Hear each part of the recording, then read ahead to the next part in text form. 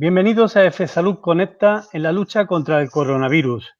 Hoy hablamos con el doctor Pedro Landete Rodríguez, neumólogo del Hospital Universitario de la Princesa de Madrid, especialista en asma, en apnea del sueño y en trastornos respiratorios relacionados con la pleura pulmonar.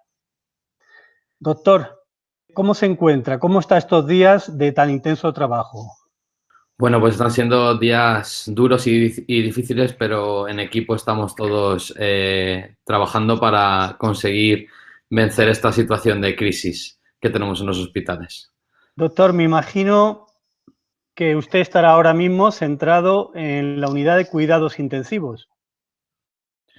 Eso es, nosotros ahora mismo el papel de la neumología está sobre todo en dos tratamientos fundamentales de los pacientes con COVID-19, que es, primero, intentar drenar y facilitar la salida de aquellos pacientes que han ingresado en unidad de cuidados intensivos y que requieren una continuidad de cuidados de tratamiento de la vía aérea superior, del manejo de traqueostomías o intentar disminuir las horas de ventilación en aquellos que lo necesiten. Y también tenemos un papel fundamental, dado el colapso que tenemos de ingreso en unidad de cuidados intensivos, que es intentar dar soporte respiratorio a aquellas personas que requieran del mismo previo a la intubación o el ingreso en UCI. Con lo cual, los cuidados intermedios respiratorios ahora mismo tienen un papel fundamental en todo este perfil de pacientes. Doctor, hay muchas personas que están contagiadas presumiblemente del COVID-19, hay otras tantas hospitalizadas, pero ¿cómo llegan este tipo de pacientes a la UCI? ¿Cuál es su estado clínico? ¿Cómo ataca el virus a los pulmones? Bueno, sabemos que dentro de que el COVID es un virus que es muy virulento y muy agresivo en el organismo humano, sabemos que se centra únicamente en el desarrollo de problemas a nivel respiratorio, siendo el pulmón el único órgano al que ataca. Eh, lo que estamos viendo es que hay gente que desarrolla neumonías bilaterales muy extensas, lo cual genera una alteración entre la ventilación y la perfusión a nivel del pulmón, generando todo ello una insuficiencia respiratoria grave. En aquellos en los que los requerimientos de oxígeno son muy altos o bien son pacientes que tienen mucho trabajo respiratorio y a pesar de oxigenación de manera habitual a las dosis máximas, que son 15 litros por minuto, esto es insuficiente, pues son aquellas personas que son candidatas a medidas más agresivas como ventilación mecánica no invasiva o ventilación mecánica invasiva mediante sedación e intubación orotraqueal. Doctor Landete, pero ¿podría describirnos un poquito más físicamente cómo actúa este virus contra los bronquios, bronquiolos y alveolos pulmonares? ¿Cómo les quita la respiración y la vida? Bueno, lo que hace es que desarrolla una inflamación muy importante a nivel del parénquima pulmonar, lo cual genera una dificultad en el intercambio entre la pared donde está el oxígeno y la sangre que pasa del pulmón para poder ser oxigenada. Con lo cual esto genera, además del daño pulmonar, genera una alteración en la recepción de oxígeno a nivel del organismo muy grave. Doctor, estos días no paramos de hablar en los medios de comunicación de aparatos respiratorios para ayudar a respirar a estas personas. ¿Puede decirnos exactamente qué consiste este aparato y cómo funciona? Bueno, pues sí, son respiradores que lo que hacen generalmente son capaces de crear una presión o un volumen constante con el fin de mantener aireados, ventilados y abiertos el máximo número de alveolos, con lo cual intentando mejorar y aumentar el área total de intercambio de oxígeno y sangre. ¿Pero por qué son tan importantes, de verdad? Pues porque si no somos capaces de conseguir reclutar todo el pulmón que queda sano en estas neumonías tan grandes, los pacientes van a desarrollar un déficit de oxígeno que es fundamental para mantener un nivel de oxigenación aceptable y óptimo para que la gente no tenga insuficiencias respiratorias graves y con todo ello el riesgo de fallecer. Doctor Landete, además de estos aparatos de respiración, ¿qué otros tratamientos les están dando a sus pacientes? Bueno, en los tratamientos vamos aprendiendo día a día, sobre todo como es una enfermedad tan nueva, pues nos estamos basando en todas las publicaciones científicas que hay, sobre todo de los países primarios como es fundamentalmente China y también en cosas que han probado en Italia.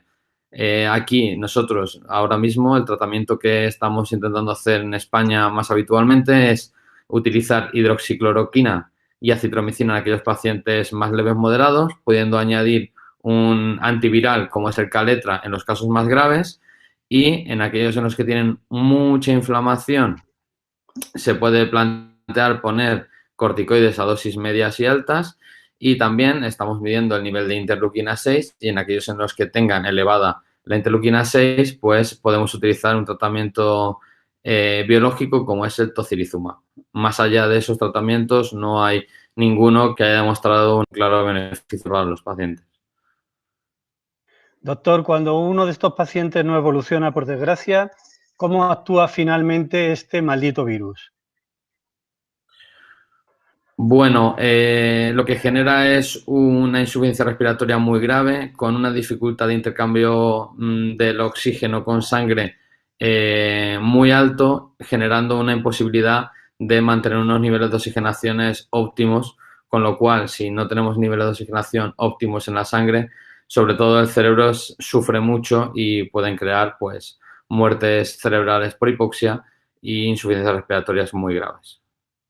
Doctor Landete, ¿es cierto o lo han observado y comprobado que estos pacientes, en un 85%, indican algunos estudios, padecen linfopenia?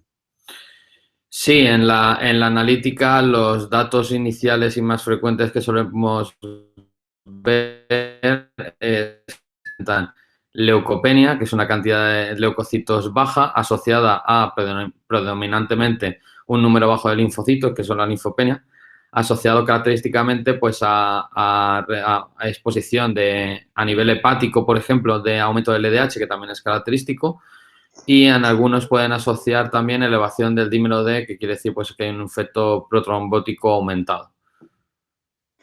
Doctor, afortunadamente, ustedes han salvado ya a más de 9.500 personas.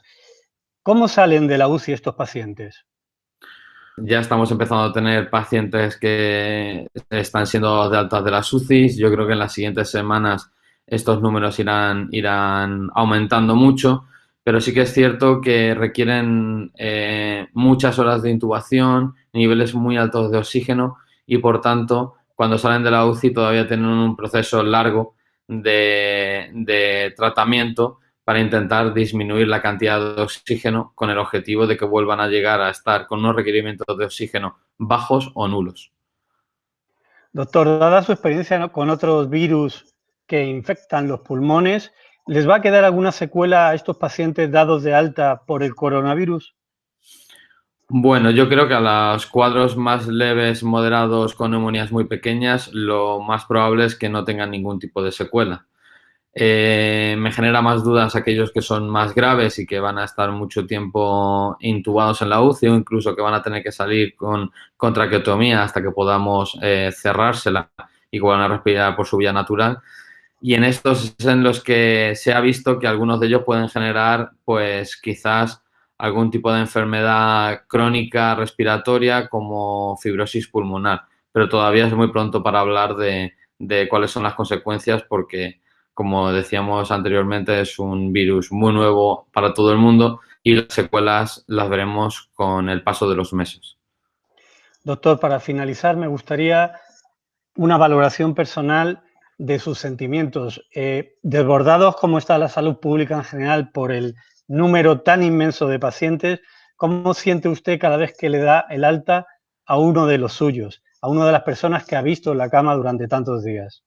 Bueno, pues nuestro lema es seguir luchando para conseguir acabar con esta batalla y es verdad que a día de hoy son casi más los que ingresan que los que se van, pero creo que esto va a haber un punto de inflexión dentro de pocos días y empezaremos a dar más altas que ingresos y la satisfacción de ver que gente que ha venido malita se va a casa, pues como podré imaginar es maravillosa. Ver que gente que ha estado muy grave ya empieza a respirar por sí misma o incluso ya no requiere niveles tan altos de oxígeno, pues es algo bastante gratificante como persona y como persona sanitaria. Doctor Pedro Landete Rodríguez, ha sido un placer y un honor contar con su opinión. Muchas gracias por atender a F Salud. Nada, muchas gracias a vosotros.